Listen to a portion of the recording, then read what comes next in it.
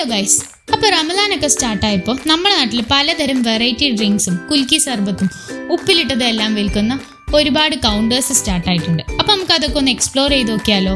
നമുക്ക് പെട്ടെന്ന് തന്നെ റെഡി ആവാം.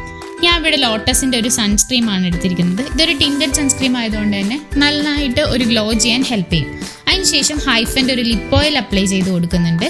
ഇത് അത്യാവശ്യം ടിൻറ്റഡ് ആണെങ്കിൽ കൂടെ ഞാനൊരു ലിപ്സ്റ്റിക്കും കൂടെ അപ്ലൈ ചെയ്ത് കൊടുക്കുന്നുണ്ട്. ഷുഗറിൻ്റെ ലിക്വിഡ് ലിപ്സ്റ്റിക്കാണ്, അത്യാവശ്യം ലോങ് ലാസ്റ്റിംഗും ആണ്, നല്ലൊരു ഷെയ്ഡും ആണ്. ഞാൻ ഒരുപാട് കാലമായിട്ട് യൂസ് ചെയ്യുന്ന ഒരു ലിപ്സ്റ്റിക്കാണ്. അപ്പോൾ മേക്കപ്പ് ഒക്കെ കഴിഞ്ഞു നമുക്ക് ഡ്രസ്സ് ചേഞ്ച് ചെയ്യാം. ഒരു സിമ്പിൾ ഔട്ട്ഫിറ്റാണ് ഞാൻ ഇട്ടിരിക്കുന്നത്. ഇത് എൻ്റെ ഒരു ഫസ്റ്റ് ഔട്ട്ഡോർ വ്ലോഗ് ആയതുകൊണ്ട് തന്നെ എനിക്ക് അത്യാവശ്യം നല്ല ടെൻഷനും എക്സൈറ്റ്മെൻറ്റും ഉണ്ട്. നമ്മൾ പെട്ടെന്ന് തന്നെ സ്പോട്ടിലെത്തി അവിടെ കുൽക്കി സർബത്തൊക്കെ അടിക്കുന്നത് കണ്ടു.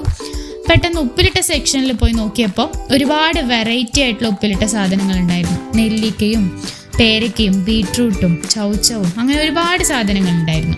ഞാനതിൽ പേരയ്ക്ക ട്രൈ ചെയ്ത് നോക്കി, ഇഷ്ടപ്പെട്ടു, നല്ലതായിരുന്നു. അപ്പോൾ ഒരു ഡ്രിങ്ക് കുടിക്കാമെന്ന് വിചാരിച്ചിട്ട് പച്ചമാങ്ങ കാന്താരി ഓർഡർ ചെയ്തു. അതുണ്ടാക്കുന്നതിൻ്റെ രീതികളൊക്കെ കണ്ടുകൊണ്ട് നിൽക്കുകയായിരുന്നു.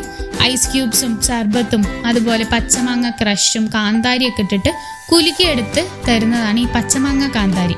എനിക്ക് അത്യാവശ്യം നന്നായിട്ട് ഇഷ്ടപ്പെട്ടു. നല്ല പുളിയും എരിവും മധുരവും ഒക്കെ കലർന്ന ഒരു ടേസ്റ്റ് ആയിരുന്നു. പിന്നെ അത് കഴിഞ്ഞപ്പോൾ സ്വീറ്റായിട്ട് എന്തെങ്കിലും ഡ്രിങ്ക് കുടിക്കാമെന്ന് വെച്ചിട്ട് എൻ്റെ ഓൾ ടൈം ഫേവറേറ്റ് ആയിട്ടുള്ള ലിച്ചിയുടെ ഒരു ഡ്രിങ്ക് ഓർഡർ ചെയ്തു.